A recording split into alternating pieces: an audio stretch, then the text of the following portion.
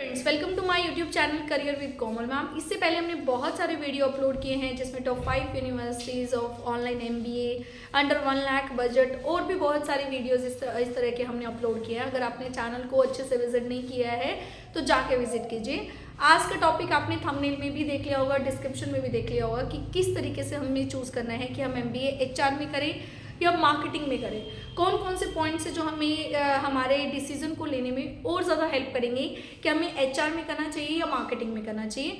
तो इसके लिए मैंने कुछ पॉइंट्स बनाए हैं, उन पॉइंट्स को आप अच्छे से गो थ्रू कर लेना। अगर वहाँ पे आपको कोई भी डाउट लगता है तो नीचे डिस्क्रिप्शन में Google form, WhatsApp number and email ID सब दिया हुआ है, वहाँ पे अपना काउंसलिंग भी ले सकते हैं फ्री ऑफ कॉस्ट। ठीक है, सो आइए वीडियो स्टार्ट करते हैं। एमबीए इन एचआर, अगर आप एमबीए इन एचआर करते हैं तो उसमें वर्क प्रोफाइल क्या होता है, क्या करना पड़ता है। हायरिंग से लेके फायरिंग तक का पूरा प्रोसेस आपको करना है। अगर आप एमबीए इन एचआर कर रहे हैं और एचआर की पोजीशन पे हायर हैं कि कौन पर्सन कंपनी में लेना है, किस पर्सन को आपको कंपनी से हटाना है, किस पर्सन को आपको क्या काम देना है, किस पर्सन को कितना उसको हाइक देना है, कितना पर्सन को जो ह्यूमन रिसोर्स मैनेजमेंट होता है, पर्सन की मैनेजमेंट आपको करनी है कि एक बंदा जो है, एक पर्सन जो है कंपनी में क्या काम कर रहा है, किस प्रोफाइल पे काम कर रहा है, कितनी सैलरी पे काम कर रहा है और कितना उसका हाइक हो सकता है। ये हमारा प्रोफाइल होता है एमबीए इन एचआर में। अगर आप मार्केटिंग करते हैं तो मार्केटिंग में आपको ये देखना होता है कि आपको कोई भी एबीसी कंपनी है उसका प्रोडक्ट अगर आपको सेल करना है। देखो, हर कंपनी के पास कोई ना कोई प्रोडक्ट होता है, तो जो भी प्रोडक्ट है वो कितना प्रोडक्ट मार्केट में जा रहा है, कितना प्रोडक्ट सेल हो रहा है, अगर प्रोडक्ट सेल नहीं हो रहा तो क्यों नहीं हो रहा, वो सारे स्ट्रैटेजी वहाँ पे लगाने पड़ते हैं मार्केटिंग में। ठीक है, आई थिंक क्लियर हो गया।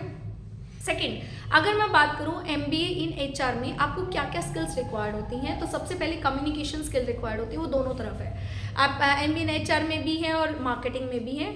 कम्युनिकेशन स्किल्स का मतलब ये नहीं होता कि आपको इंग्लिश में ही बोलना है। आपकी कम्युनिकेशन स्किल्स ऐसी होनी चाहिए कि आप अपनी बात को एक अच्छे से रिप्रेजेंट कर सको। ठीक है, दैट्स मैटर। ठीक है, तो अगर हम बात करें कम्युनिकेशन स्किल दोनों साइड होनी चाहिए। यहाँ पे क्या क्या स्किल जो अलग है वहाँ से इंटरपर्सनल स्किल, ठीक है। अब फिर हम बात करेंगे तो नेगोशिएशन स्किल्स होनी चाहिए।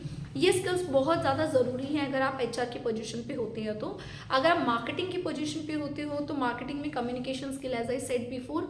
सेकंड हमारी होती है क्रिएटिविटी होना बहुत ज़रूरी है। एनालिटिक थिंकिंग बहुत ज़रूरी है, क्योंकि बहुत सारे एनालिटिक्स करने पड़ते हैं कि अगर एक कंपनी में कुछ चीज़ नहीं बिक रही है तो क्यों नहीं बिक रही है।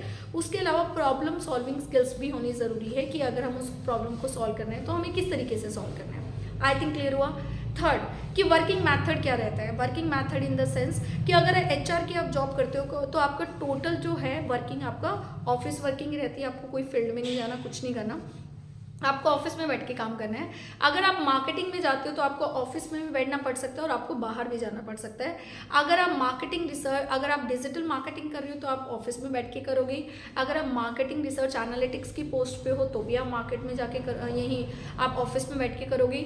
अगर आप मार्केटिंग मैनेजर हो तो आपको बाहर फील्ड में भी जाना पड़ सकता है। तो आपका जो मार्केटिंग के अंदर जो आपका वेरी करता है कि आप किस पोजिशन पे हो, तो वहाँ पे फील्ड से लेके ऑफिस तक की सारी जॉब्स होती हैं। ठीक है। Fourth, demand. अगर मैं डिमांड की बात करूँ तो एक कंपनी में, इसको ऐसे समझते हैं, एक कंपनी में 1 या 2 एचआर चाहिए होते हैं, तो और मार्केटिंग के लिए बहुत सारे बंदे चाहिए होते हैं। सपोज 10% चाहिए होते हैं, एक छोटी सी कंपनी की हम बात कर रहे हैं, तो 10 चाहिए और एक या 2 चाहिए।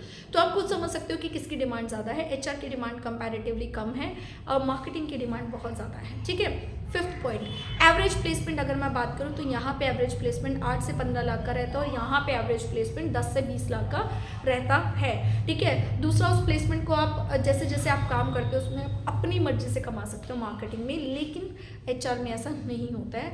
एचआर का फायदा क्या है कि इसकी स्टेबल लाइफ होती है कि चलो ठीक है, रूटीन वाइज काम चल रहा है, पर मार्केटिंग में चैलेंजेस होते हैं।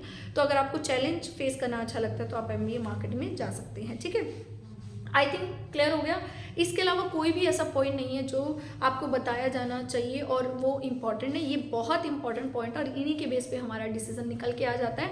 तो अगर आपको एमबीए एचआर में कुछ कॉलेजेस, कुछ अच्छे बी स्कूल्स चाहिए तो आप मुझे बता सकते हो। अगर एमबीए मार्केटिंग में आपको कुछ अच्छे बी स्कूल्स चाहिए तो वो हमें बता सकते हो, सो दैट हम आपकी बेस्ट काउंसलिंग करके और बेस्ट जगह पे आपको एडमिशन प्रोवाइड करा सके। आई थिंक आपको वीडियो बहुत अच्छा लगा तो वीडियो को लाइक ज़रूर कर देना और चैनल को सब्सक्राइब करना मत भूलना।